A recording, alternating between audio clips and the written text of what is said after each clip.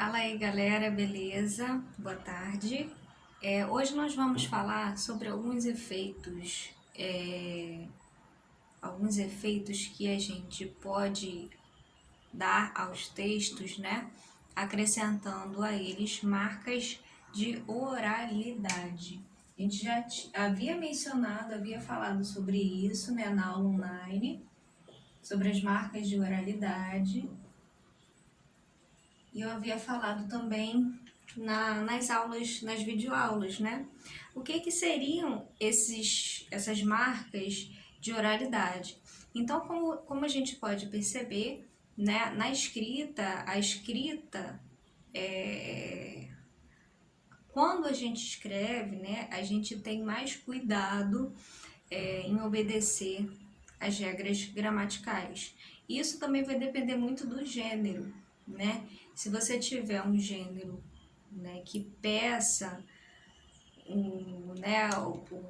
uma linguagem mais formal, né? Quais são esses gêneros que nós temos aí que tem essa predominância da linguagem formal, né? Da obediência maior às normas, às regras gramaticais, né?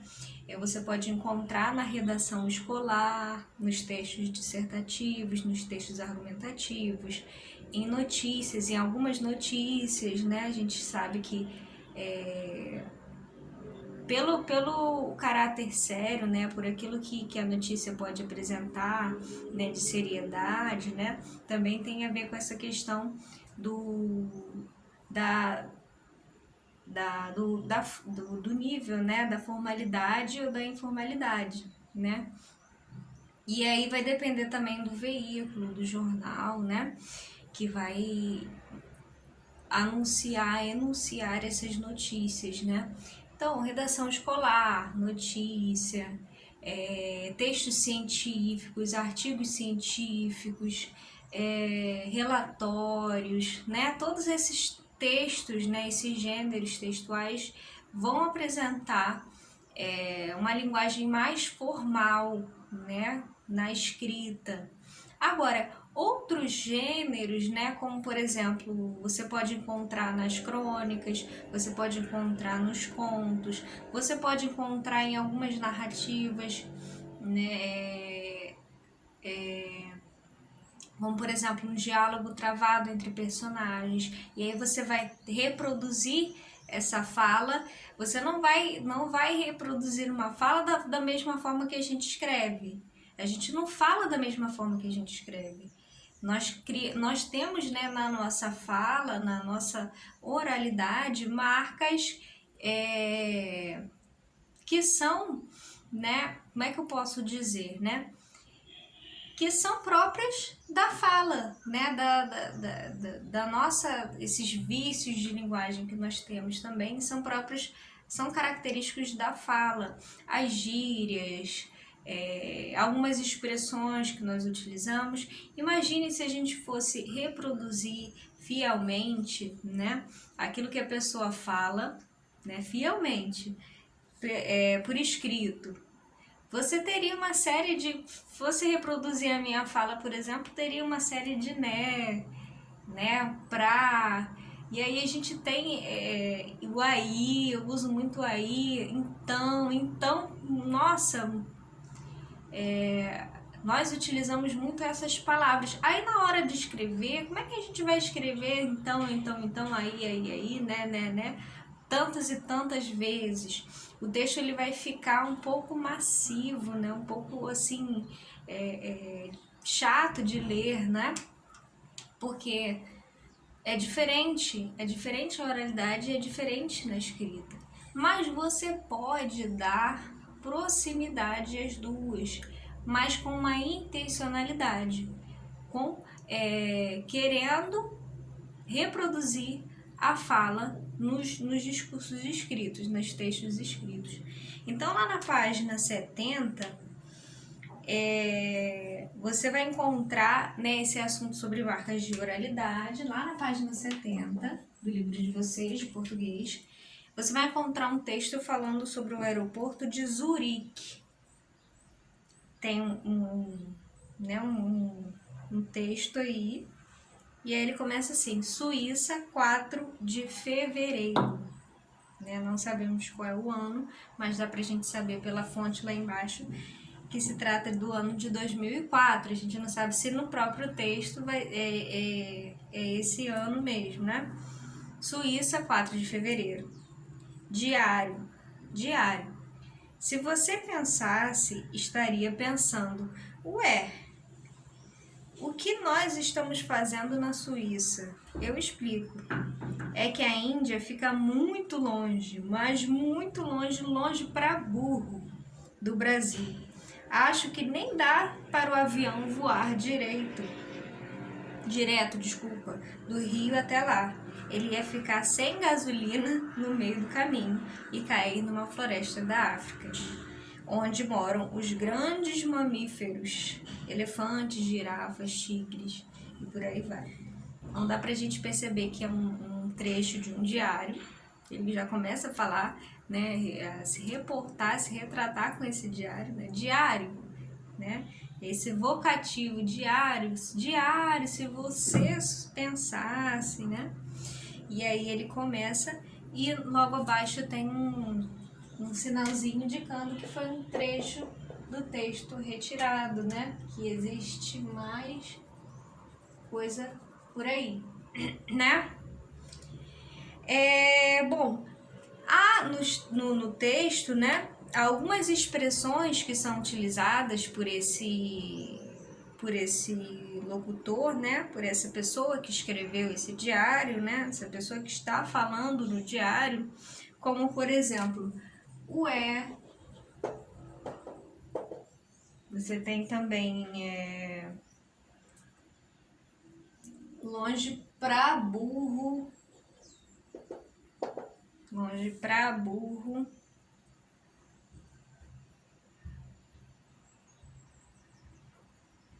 E aí você tem essas duas expressões, né? O né? O é uma fala, é uma característica da fala, né? O né? Quando a gente vai reproduzir para a escrita, a gente não utiliza, na verdade, essas palavras. Não com a intencionalidade, mas se nesse gênero, né, em questão, que a gente está falando aí do gênero diário, né? Nesse gênero diário aí do exemplo. No gênero diário, você pode encontrar uma linguagem mais informal. Especificamente, né, nesses diários pessoais, já que o diário, né, é algo, né, que é personalizado, né, personificado, né, como uma pessoa com quem você conversa, com quem você, né, você expõe suas intimidades, então você tem uma linguagem ali mais pessoal, uma linguagem mais informal, como se você estivesse conversando com um amigo. Né? Então você vai utilizar uma linguagem informal, é só você e o diário que estão ali, né? Então é uma linguagem bem menos monitorada, bem menos descuidada. E aí você tem uma reprodução da fala, da oralidade para a escrita, como expressões como como pra, né, redução. Você pode encontrar o VC, né? Você pode encontrar o C, né? E por aí vai, certo? Então, o que a gente tem que perceber nessa questão das marcas de oralidade? Que os textos, né? Os textos vão apresentar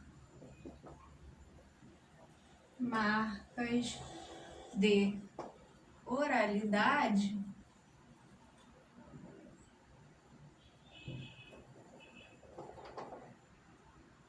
de acordo com o gênero. É o gênero que vai determinar a linguagem apresentada, né? A linguagem que vai ser manifestada ali, né? os textos vão apresentar marcas de oralidade de acordo com o gênero, né? Por exemplo, o gênero em questão foi o gênero diário. Então, explique o porquê dessas marcas de oralidade nesse gênero. O porquê é o nível de intimidade entre quem escreve, né, para com o diário, né? Por exemplo, você pode encontrar marcas de oralidade em textos, né, de conversas entre duas pessoas no WhatsApp. Você pode encontrar marcas de oralidade, mas tudo vai depender da intencionalidade. É o que vai diferenciar, né, de, por exemplo, uma pessoa colocar marcas de oralidade em textos mais formais, que é o que não pode acontecer, né? Você está escrevendo um relatório, uma ata, você está escrevendo uma carta aberta, né? Por exemplo, solicitando, reivindicando um direito seu, né? Um direito de um coletivo. Mandar essa carta para uma direção, mandar essa carta para uma prefeitura, por exemplo, você não vai colocar marcas de oralidade aqui. Quando você insere, né? Quando você escreve desobedecendo as regras gramaticais nesses gêneros especificamente, aí você entende que a pessoa não teve a intencionalidade de colocar aquelas marcas ali. É porque a pessoa não teve a instrução adequada, né, para poder escrever uma carta formal. A pessoa não tem o domínio das regras gramaticais. Aí é outra coisa. É o mesmo que você considerar, por exemplo, ler um texto desse, pô, esse fulano tá escrevendo errado, né? Você tá escrevendo errado, você tá escrevendo certo, não tem essa de certo nem de errado. Tem a ver com a intencionalidade de quem produz e com o gênero, né? Um gênero que vai dar, né, a liberdade para a pessoa escrever de determinada forma ou de não, acrescentando as marcas de oralidade ou obedecendo as regras gramaticais que nós temos no português. Então, os textos vão apresentar marcas de oralidade de acordo com o gênero e com a intencionalidade de quem o produz. Certo? De quem está produzindo, como é o caso aqui desse rapaz, a gente não sabe, né, se é um enunciador masculino ou feminino, né, a gente só sabe que a pessoa está indo para algum lugar, né, e que a pessoa está conversando com o próprio diário. Mas dá pra gente perceber que é uma conversa íntima, né? Sendo assim, conversas íntimas, você pode ter uma linguagem menos monitorada, uma linguagem que são características da fala. Lá embaixo você encontra, né, um quadrinho falando sobre isso. Marcas de oralidade são recursos como palavras e expressões próprias da oralidade. Aí, né, pra, entre outras. Repetições, imagine, né? Se vocês fossem, volto a falar, reproduzir por escrito a minha fala, vocês vão encontrar muito né, muito aí, muito então, bom, repetidas vezes, né? Inúmeras vezes. Frases interrompidas, a gente interrompe bastante, né, as frases em marcas conversacionais, risos, gestos. Esses risos e gestos, né, a gente pode encontrar também em textos, por exemplo, textos teatrais, né, que normalmente vão vir entre parênteses, né, como se a pessoa, né, tá dentro daquele personagem, daquela fala, e como que ele vai gesticular, como que ele vai, né, fazer, proceder, né? Ou então quando você está numa entrevista, por exemplo, quando você lê uma entrevista e fulano, o entrevistado faz uma piada, aí você coloca risos, né? Risos. Enfim, risos, gestos, essas marcas são mais comuns em gêneros como entrevista, tá vendo? São mais comuns, né, em entrevistas, conto popular, né? A gente viu também diários, e são mantidas a fim de preservar em textos escritos a situação comunicativa a proximidade, né, né, a oportunidade do leitor imaginar a forma como ele falou, né? Ninguém fala da maneira que escreve, né? A pessoa pode ser o mais formal possível, mas não tá... A norma padrão ela é o ideal, né? Ela não é o real, não é aquilo que a gente vê na realidade. Ela é algo que você tenta alcançar, que você tenta, né? E aí não tem como você falar o tempo todo respeitando, né? Sendo formal o tempo todo. Certo, gente? Então é isso, basicamente é isso. Ok? Beijos, tchau, tchau.